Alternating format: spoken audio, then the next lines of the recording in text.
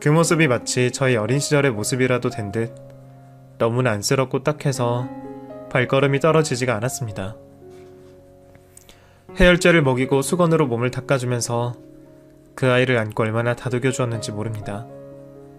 그 아이는 열이 나서 몸에 힘이 하나도 없는 채로 울고 칭얼댔지만 제가 안아주자 제 품에 딱 기대어서 안기는데 그 따스한 품을 잊을 수가 없더라고요.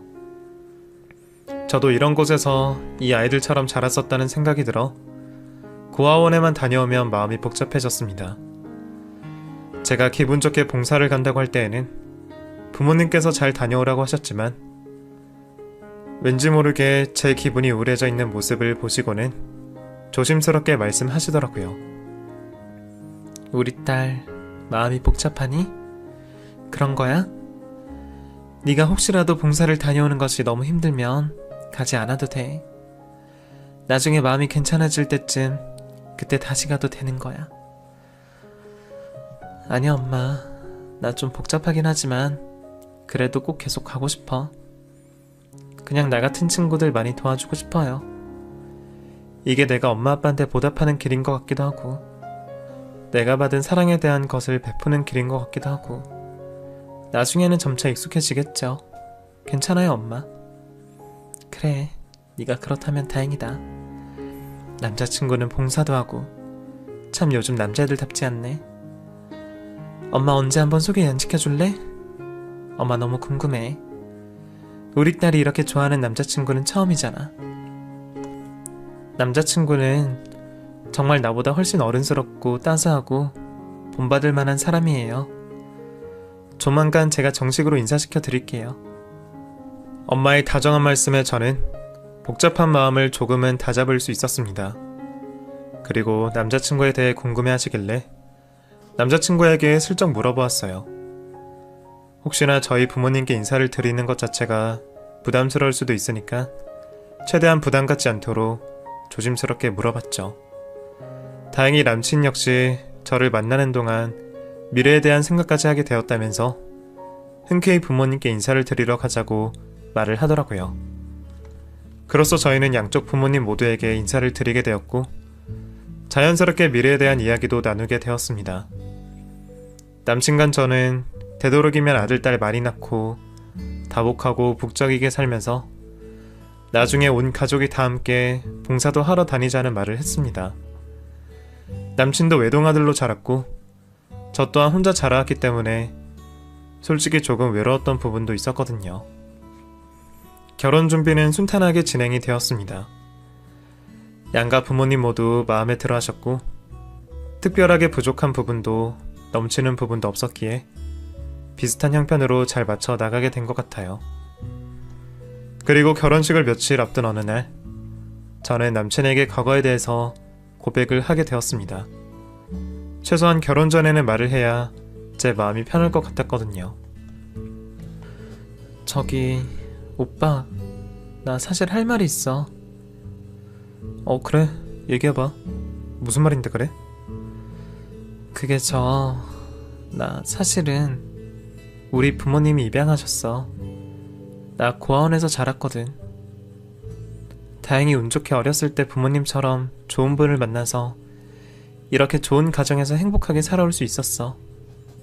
고아원 출신이라는 거 말 못해서 너무 미안해. 할 말이 이거였어? 난 다 알고 있었는데? 아, 이거 좀 싱거운데? 뭐? 오빠가 어떻게 알았어? 이걸 어떻게... 난 말한 적 없는데? 예비 장모님 만나 뵙고 난 다음날 내게 전화가 오셨더라고. 회사 앞으로 찾아오셔서 말씀해 주셨어. 가슴으로 낳은 딸이지만 그 누구보다 가장 많이 사랑하고 아낀다고. 그런 부모님 밑에서 자란 네가 어디 출신이든 나는 상관없어. 참 좋은 부모님을 만났더라. 아, 오빠, 우리 엄마가 그랬구나. 정말 좋은 분이셔. 우리 엄마 아빠 이해해줘서 고마워 오빠. 저는 조심스럽게 말을 했지만 남친은 이미 저희 엄마에게 모든 사실을 들었더라고요.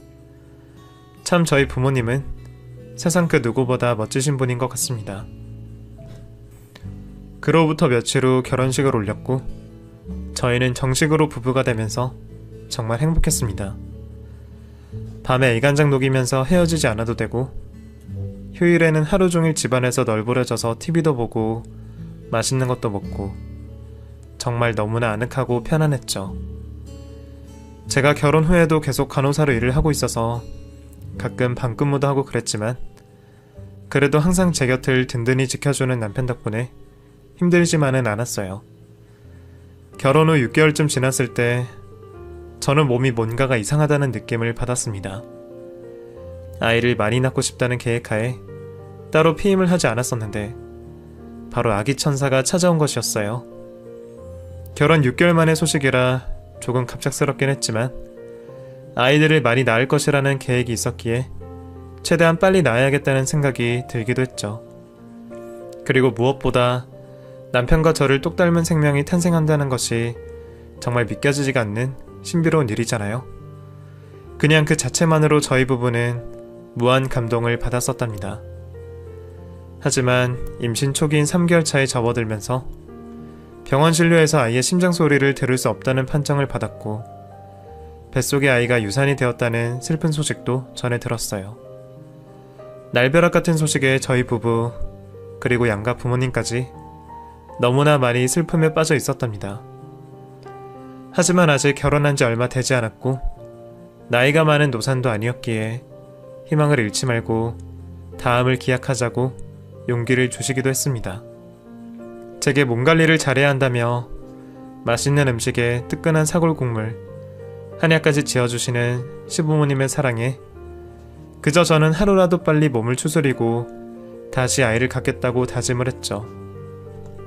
그렇게 유산이 되고 4개월쯤 지나고 나서 저희 부부는 다시 아이를 갖기 위한 노력을 했습니다.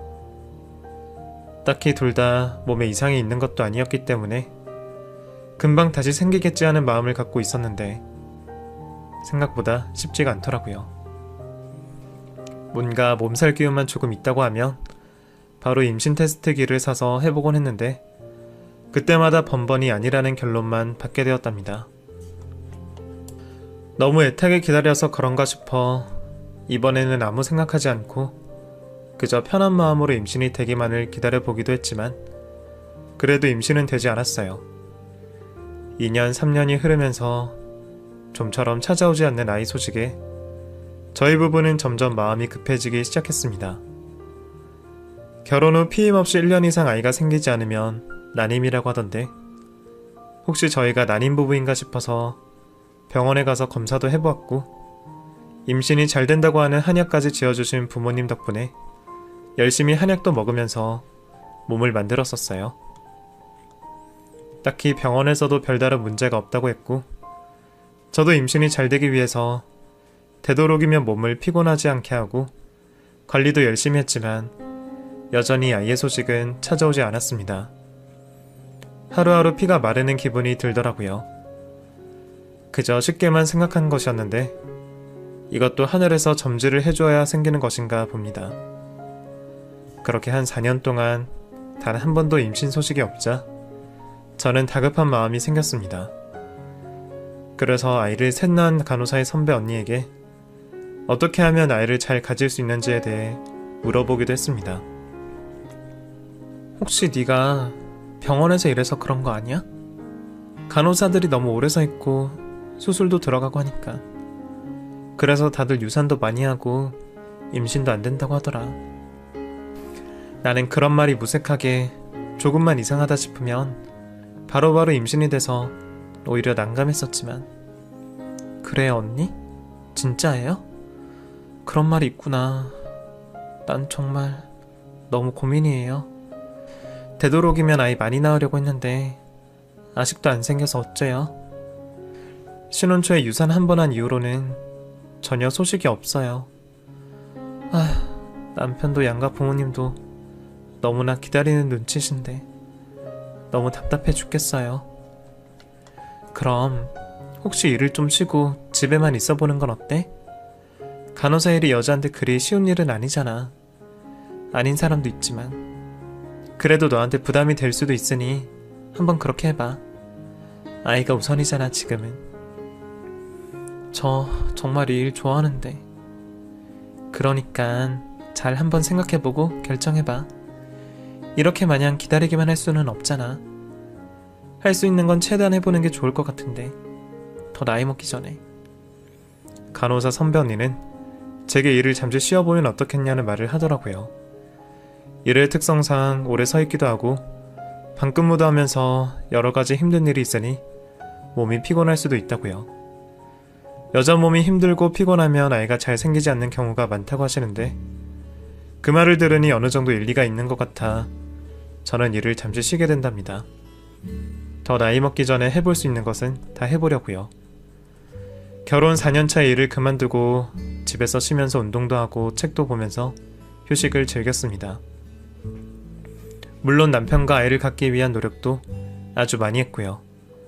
하지만 저희 그런 노력에도 불구하고 아이는 생기지 않았습니다.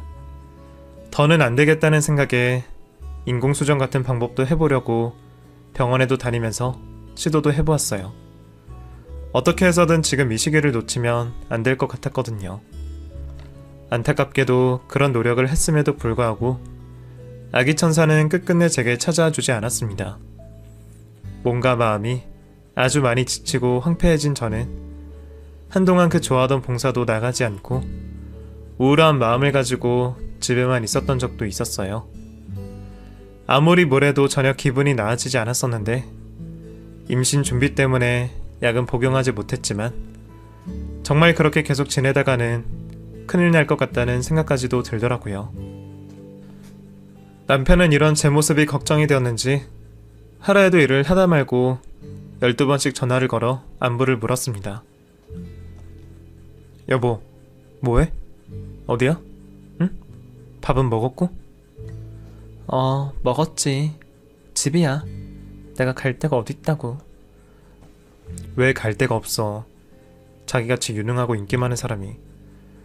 모처럼 장모님과 쇼핑도 좀 하고 분위기 좋은 카페도 가고 그래봐. 오늘 날씨 너무 좋던데 밖에 나가서 햇살도 좀 쐬고. 응? 그래, 좀 이따 생각해보고. 여보, 명심해. 난 이 세상에서 당신이 가장 소중해. 알았지? 우리 이럴 때일수록 서로 힘을 내야지. 그래야 이 난간도 극복할 수 있는 거야. 응? 알았어 여보, 힘낼게. 내가 저녁에 당신이 좋아하는 초밥 사가지고 갈 테니까 저녁 먹지 말고 기다려. 알았지? 남편에게 걸려오는 전화 때문에 저는 겨우 입을 열어 말도 했습니다.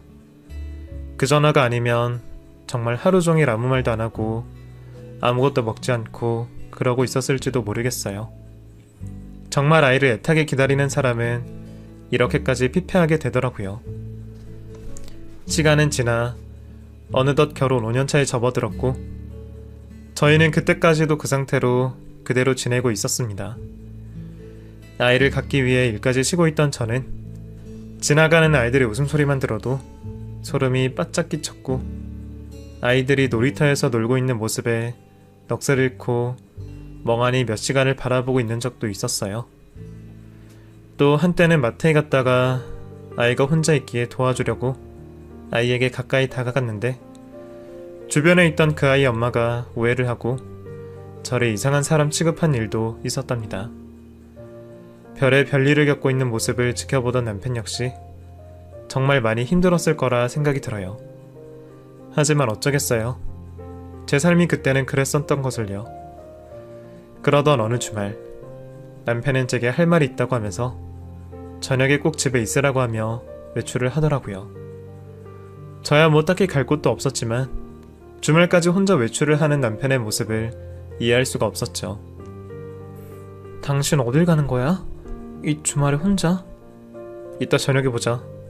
어디 가지 말고 집에 꼭 있어야 돼. 알았지? 오늘부터 우리 인생이 달라질 거야. 그게 무슨 말이야? 응? 그냥 그런 줄 알고 이따 집에서 만나. 어디 가지 말고 꼭 집도 한번 청소해두면 좋을 것 같아. 갑자기 집 청소를 왜? 아무튼 다녀올 테니까 이따 보자고. 남편은 알 수 없는 말을 하더니 밖으로 나가버렸습니다.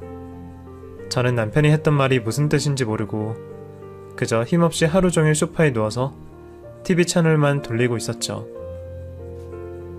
잠시 낮잠까지 잤는데 그 사이 현관문 열리는 소리가 들리더군요.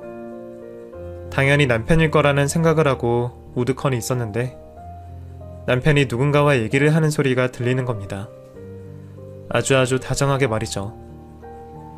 저는 누가 함께 왔나 싶어 몸을 일으켜 현관 쪽으로 걸음을 옮겼는데 남편이 어린아이 하나를 안고 있는 겁니다. 너무 놀라 저는 순간 얼음이 되어서 이게 무슨 일이냐고 남편에게 물었죠. 여보, 이게 뭐야? 누구야 그 애는? 아니 도대체 이게 무슨... 여보, 자 앉아봐. 내 얘기 좀 들어봐. 이 아이 앞으로 우리가 키우자. 뭐라고? 그게 지금 무슨 말이야? 갑자기 이게 무슨... 이 아이 불쌍한 아이야. 우리가 이 천사 입양해서 키우자. 당신도 좋은 부모님 만나 덕분에 여기까지 온 거잖아. 생각해봐. 우리 이렇게 서로 힘들어하고 있는 이 시간 헛되이 보내지 말고 이 천사 아이의 부모로서 살아보자. 응? 아니 여보, 그게 나 너무 당황스러워서... 남편은 3살쯤 되어 보이는 남자아이를 안고 왔는데 큰 눈망울을 껌뻑껌뻑 거리며 저희를 번갈아 쳐다보고 있더라고요. 남편의 말을 들으며 자세히 얼굴을 들여다보니 어찌나 귀엽고 똘망하게 생겼던지 볼을 한번 만져보고 싶은 생각이 들 정도였습니다. 하지만 저는 이 상황이 너무나 갑작스럽고 당황스러워서 아무 말도 못하고 가만히 있었습니다. 그런 제게 다가와 아이를 내려놓고 저를 꼭 안아주며 남편은 말했습니다. 장인 장모님과도 다 상의한 일이야. 여보, 우리 좋은 부모님이 되어주자. 응? 이렇게 살다가 당신도 나도 서로 너무 힘들 것 같아. 이 아까운 시간을 왜 이렇게만 썩히고 있어? 우리 충분히 누군가에게 좋은 부모 될 자격 있는 사람들이잖아. 그리고 이 아이 엄마, 당신과 같은 고아원 출신이야. 응? 뭐라고? 그게 무슨 소리야? 당신과 같은 고아원에서 당신은 먼저 입양되었고 성인이 될 때까지 그곳에 남아있던 사람이라고. 그러다가 그 고아원에서 만난 남자와 함께 나와 살다가 이 아이가 태어났고 갑자기 아이 아빠가 사고로 죽자 아이 엄마도 전신이 마비되는 증상을 겪고 있어. 그래서 어쩔 수 없이 아이를 고아원에 맡긴 거고 우리가 이 아이 부모가 되어주자 여보. 뭐라고? 어떻게 이런 일이... 어떻게... 장인 장모님께서 이 사실 다 아시고 당신이었어도 이렇게 했을 거라고 하셨어. 당신 부모님이 당신 보듬어 주신 것처럼 우리도 이 아이 보듬어 주자고. 응? 여보, 우린 할 수 있어. 남편의 놀라운 말에 저는 눈물이 줄줄 흘렀습니다. 그리고는 다시 그 아이 얼굴을 쳐다보았죠. 아무런 말도 하지 않고 멀뚱하게 저를 쳐다보고 있는데 순간 저는 저도 모르게 아이를 끌어안고 폭풍 오열을 하기 시작했습니다. 저도 그렇게 고아원에서 자라 부모님을 만난 건데 만약에 이 아이의 부모처럼 입양이 되지 않고 계속 남아있었다면 어떻게 되었을까 하는 생각이 들더라고요. 만약 그때 저도 저희 부모님이 품어주시지 않으셨다면 어떻게 이 험한 인생을 살아갈 수 있었겠어요? 그 아이의 천사 같은 얼굴을 보니 제 눈물은 멈추지가 않았습니다. 아휴, 딱한 것. 아휴, 어쩌다가 너 같은 천사를. 괜찮아. 다 괜찮아. 앞으로는 우리가 널 지켜줄게. 아무 걱정도 하지 마. 천사 같은 아이를 안고 폭풍 오열을 하면서 저는 이 아이로 인해 제가 부모님께 받았던 은혜를 갚을 수 있겠다는 생각이 들었습니다. 아이를 입양하는 일이 쉬운 것은 아니지만 저 같은 사람이 안 하면 누가 할 수 있겠어요? 이미 양가 부모님께서도 모두 허락을 하신 상태라는 남편의 말에 저는 더 이상 그 어떤 말도 할 수가 없었습니다. 한참을 그렇게 오열한 후에 저와 남편은 아이를 데리고 마트에 갔습니다. 아이가 저희 집에 그리고 저희에게 잘 적응하기 위해서 장난감도 사주었고 맛있는 과자도 마음껏 고르게 했습니다. 그러는 동안 저는 정말 몇 년간 잃어버렸던 웃음을 되찾게 되었어요. 저의 밝은 모습을 본 남편은 너무나 기뻐하면서 제 손을 꽉 잡아주더라고요. 저는 그 이후로 그 아이와 함께 전신이 마비되어 병원에 입원 중인 아이 엄마를 찾아가 볼 수 있었습니다. 고아원 원장님의 도움이 있었기에 가능한 일이었죠. 아이를 보고도 아무런 반응도 하지 못할 정도로 아이 엄마는 상태가 악화되어 가고 있더군요. 눈동자도 움직임이 없는 그녀를 향해 저는 마음속으로 말했습니다. 이 천사 같은 아이 걱정 말아요. 내가 무슨 일이 있어도 끝까지 꼭 지켜줄게요. 내가 받은 사랑 모두 다 아낌없이 줄 테니까 걱정 말고 눈 감아도 돼요. 그 대신 나중에 하늘나라에 가거든 꼭 당신 아가 지켜봐 주세요. 알았죠? 말이 없었던 그 아이는 이제 어느새 부쩍 커서 초등학교 4학년이 되어 하루 종일 엄마에게 조잘조잘대는 개구쟁이 아들로 변했습니다. 가끔은 수학학원에서 50점짜리 시험지도 받아오는 아이지만 그저 제 눈에는 천사가 따로 없어요. 저희 가족에게 새 인생을 살게 해준 아들이 그저 너무나 고맙고 감사한 존재랍니다. 그리고 아주 기적같은 일도 벌어졌어요. 그토록 찾아오지 않던 아기 천사도 지금 제 뱃속에 있답니다. 아주 노산이라서 걱정이 되기는 하지만 그래도 잘할 수 있을 거라 생각하고 조심히 행동하고 있습니다. 제게 이 나이에 이렇게 귀하게 찾아온 뱃속의 아이는 모두 큰아이 덕분이라고 생각합니다. 큰아이가 가져다 준 선물이라는 생각을 갖고 있답니다. 가슴으로 낳은 큰아이지만 세상 그 누구보다 아끼고 사랑하며 잘 살고 있는 저희 가족 앞으로 응원해주세요. 제 이야기 끝까지 들어주셔서 감사드립니다.